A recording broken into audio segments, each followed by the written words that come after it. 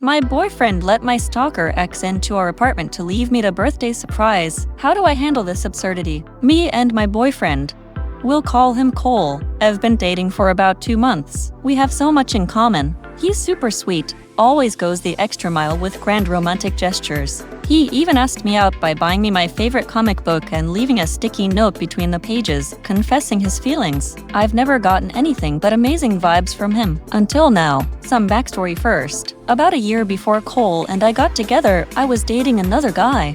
Let's call him my ex. We broke up, I moved on.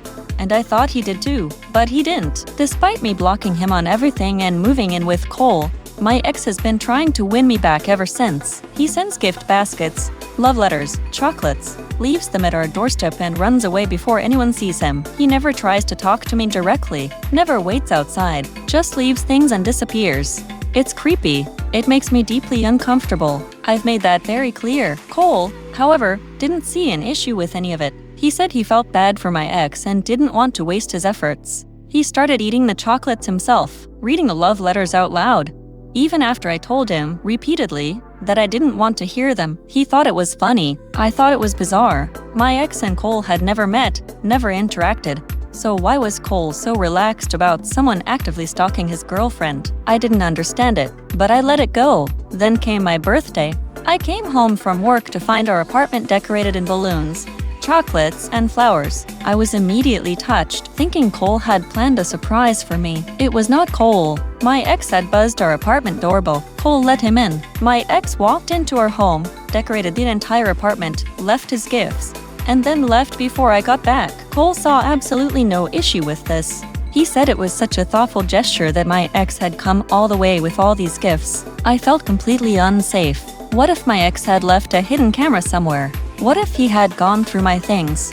I had no idea what he had done in there, unsupervised in my home, and Cole had just let it happen, like it was nothing. I talked to Cole over and over. He would not understand why I would want to reject free stuff from someone who cares about me. I love Cole, but letting my ex into our apartment was a massive breach of my trust, and I had no idea how to deal with it. So I came up with a plan. I invited my younger brother over. He is very tall and very intimidating, to be present while I confronted Cole. My brother couldn't come until Sunday, so I spent a day and a half awkwardly pretending everything was fine. I must have done a terrible job, because Cole kept asking what was wrong and love-bombing me the entire time. Sunday finally came. My brother showed up, and we grilled Cole. I was not ready for what came out. Cole had been fixated on my ex. He had made multiple fake social media accounts.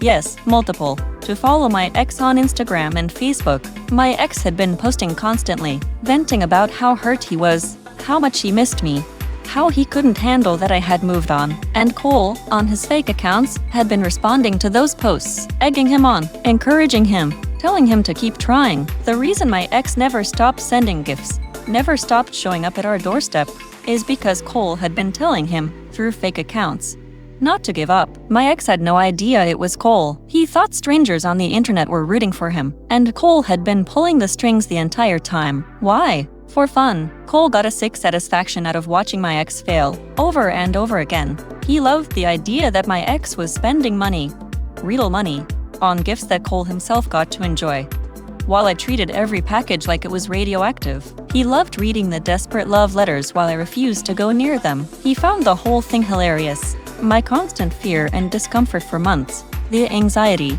the feeling of being watched, the inability to feel safe in my own home, was just an unfortunate byproduct of his little game. He said he made sure not to go too far by discouraging my ex from ever approaching me directly. I cannot believe a single word he says anymore. I've read so many stories of people who dated someone who seemed sweet at first, who turned out to be completely unhinged. I naively thought that could never be me. I clung to someone who treated me with kindness, and it turned out he was a twisted man who turned my ex into a monster by feeding his delusions. If Cole hadn't done any of this, my ex probably would have moved on months ago. Instead, Cole kept him hooked, kept him trying, kept him showing up, and I lived in fear because of it. I am now living with my brother and his girlfriend. I told Cole he has 1 week to move out, or I'm calling the police. He didn't argue. He didn't fight back. He just looked at the floor like a kicked puppy. He hasn't called or texted since, but I blocked him just in case. I filed a report with the non-emergency police line to create an official record. I temporarily unblocked Cole to gather text evidence, as people recommended. He's been quiet. He sent a photo of garbage bags full of his things and asked if he could say goodbye to my cat. I haven't replied. Read receipts are off. I'm working on breaking my lease early. My brother is covering the extra costs in the meantime, and I'll stay with him and his girlfriend until I find somewhere safe. I'm going back to therapy as soon as possible. This entire situation has left me unable to sleep, unable to trust anyone, and completely shaken. So many people told me I was a pushover. And they were right. It shouldn't have taken this long. I don't even know if Cole told me the whole truth. But I don't care anymore. I'm out, gone, never looking back. And I don't know what I would do without my brother.